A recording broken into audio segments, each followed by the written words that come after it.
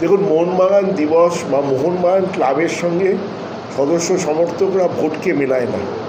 Vote একটা গণতান্ত্রিক পদ্ধতির মাধ্যমে হওয়ার কথা, তাই হচ্ছিল, কিন্তু সেটার যা ফল হয়েছে মানুষ মেনে নিয়েছে যে ওটা সবাই মিলে চেয়েছে। কারণ কিছু পক্ষ আমাকে চেয়েছিল, কিছু পক্ষ সৃঞ্জয়কে চেয়েছিল, আর কোনো কিন্তু তৃতীয় পক্ষ ছিল না।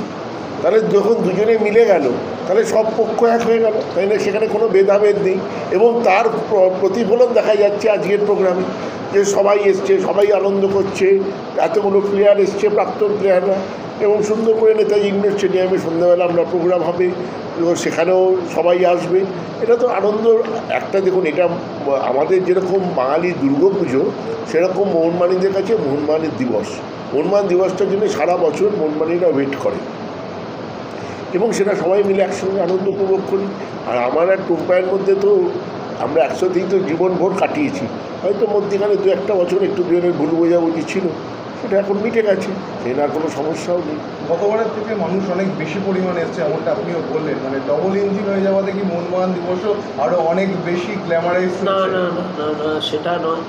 কারণ তোমরা যারা জানো না এই প্রশ্নটা তাই জন্য আসছে, কারণ নেতাজি ইন্ডোর স্টেডিয়ামে প্রোগ্রাম করলে জায়গাটা অনেক বড়, সো অনেক বেশি লোকের আসা, যেটা মোহনবাগান ক্লাবে হলে সেই জায়গাটা খুব সীমিত, সো সেই জন্য এটা। এবং দেখুন, মোহনবাগান ক্লাবে কেউ কোথায় আর কে করছে ডবল ইঞ্জিন সিঙ্গেল ইঞ্জিনে কিছু যায় আসে না। আমার মনে হয় মোহনবাগানীদের কাছে মোহনবাগান ডে একটা আলাদা মাত্রা, এবং সেটা।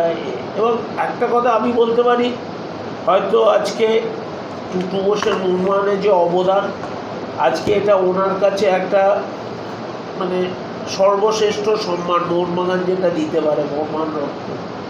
সো সেইটার জন্য হয়তো কিছু লোক আসবে এক্সট্রা, সেটা আজকে এটা আমার কাছেও আজকে আমার মনে করি দেবাশিস আবিয়া দেবাশিসদা দুজনেই মোহনবাগানীদের কাছে আমরা অঞ্জন কাকু বাবার সাথেই শুরু করেছি।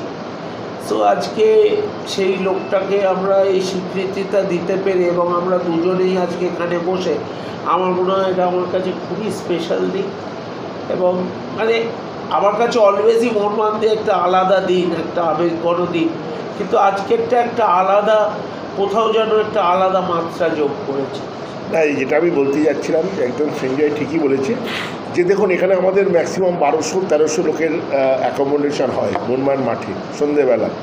তো 400-500 লোক খেলার সময় আসে, 1700-1800, কিন্তু ওখানে যেখানে আমাদের প্রায় 5-7 হাজার লোকের ব্যবস্থা, তো সেই মানুষগুলো এই দুর্গাপুর থেকে লোক এসছে। আগে এখানে আসতো, জায়গাটাও সীমিত ছিল, এখন লোক এসছে। এবার সল্টলেক স্টেডিয়াম, আজকে নেতাজি ইন্ডোর স্টেডিয়াম, আজকে মোহনবাগান মাঠ বা ক্ষুদিরাম অনুশীলন কেন্দ্র, এগুলো ছোটো জায়গা, এখানে বেশি বড় প্রোগ্রাম করা সম্ভবপর নয়। কিন্তু নেতাজি ইন্ডোর স্টেডিয়াম হলে সেটা অনেক বড় প্রোগ্রাম করা সম্ভব।